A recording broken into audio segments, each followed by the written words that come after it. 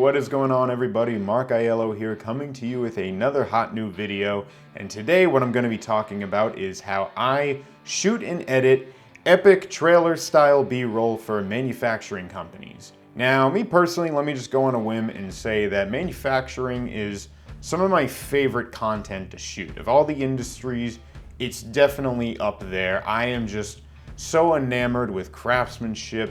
And me being a patriot, you know, I just love American made and checking out all the really cool, amazing facilities and companies that really build the backbone of this country, especially when it comes to any type of precious metal or some type of gritty work, what have you. I'm just really drawn to that. So for this particular project, I was brought on as a DP for a really cool engineered precious metals company based in Connecticut.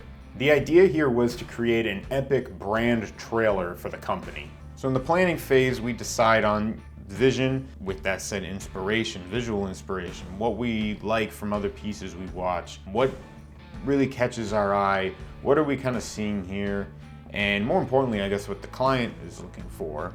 Now after that, once we looked at some work samples and decided what we liked visually and sonically, we came up with a plan visually for what we were going for here. And ultimately what we came to was a lot of practical lighting and a lot of docu-style type of shooting. So a lot of handheld movement here, and ultimately the decision to shoot entirely on anamorphic. I just personally love anamorphic. I don't think I can get enough of it. I love the blue flares that come with it and everything. It's especially great when you get a lot of practical light and a lot of shine. You get those flares. I enjoy that. So when it comes to the actual shoot days themselves, we had 2 shoot days, more like 2 half days that we went. And we went to 2 facilities, part of the company. What was most important was capturing every single material and machinery that the company wanted to showcase. So that was instrumental for creating our shot list. But again, we wanted to think about how we were going to approach those. So there's just general, I guess, B-roll, you would say, of those stations, of those that coverage, of that work being done. But what was most important was that we were capturing the human side of the company. And so a lot of what we had to focus on here were profiles and portraits of the people there. So here we are, we get to the shoot, we get to the facility, and I am shooting on the Sony FX30. Once again, I'm shooting anamorphic. I was shooting on the Sirui 75, I believe, and then mostly handheld, like I said, and took the gimbal out a few times. Now getting to each station and each shot that we wanted to capture, first thing to cover is always lighting. And the first shoot day was, we were working a lot with the fire elements that you see there.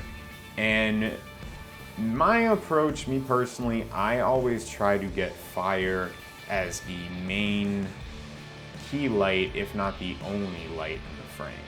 And also, it just so happened to be that there was a nice, I guess you would say, a skylight, a sky window that was above his head that perfectly acted as a nice backlight, kind of had a halo feel for the back of his head. That was probably the best and also the easiest moment for lighting for us, because who doesn't like fire? I mean, once again, I could film fire all day. But I've come to find that when I'm shooting in these manufacturing facilities, it's important for me to have a lot of control over the lighting, because most of the time you're dealing with just overhead fluorescents that are just super harsh and just uncomplimentary to your subjects and people's faces, and just have no sense of contrast or depth in the frame. So first thing that we would do in almost in every shot location we had on the shoot was to just immediately, first thing, just kill all those overhead lights. Just cut them off, just shut them off. And if we need to bring in any other lighting that we have, if not, just rely on the practical. Because in one of the buildings there were a lot of windows, and the other one there wasn't. And that's when we would have to bring in our own lighting to better illuminate it.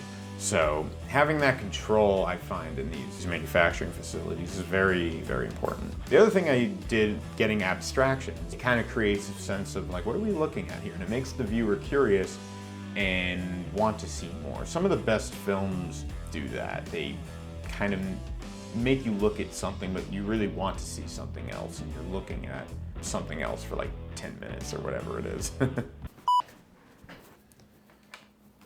Oh, f you. Damn it. Come on. How does this look?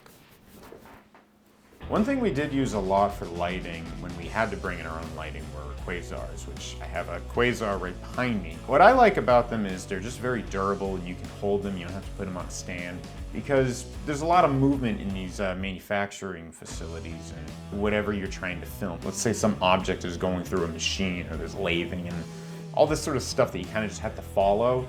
It's nice to kind of just grab a light and just sort of like walk with it. So we did that quite a few times here, and it especially worked on capturing some objects, like especially the gold plates that you see, using the quasar to sort of like just give a nice shine to it, give it that extra punch and depth.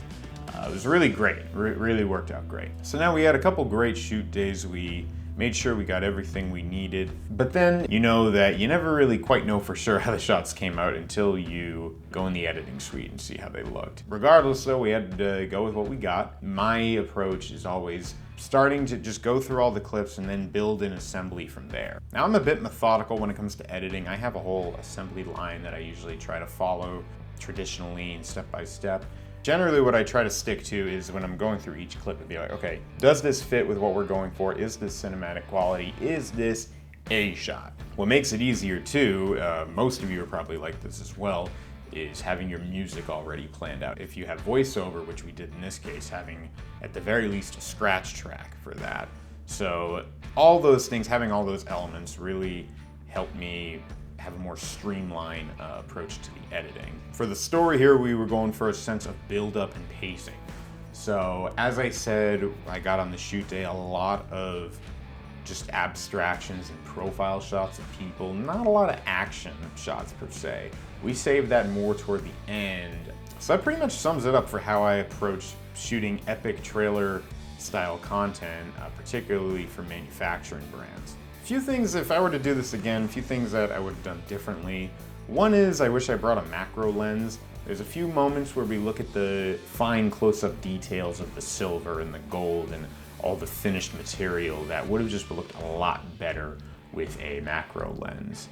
So definitely, I think that could have made a big difference. The other thing is shooting with a handheld rig. I found, for the most part, it was not optimal.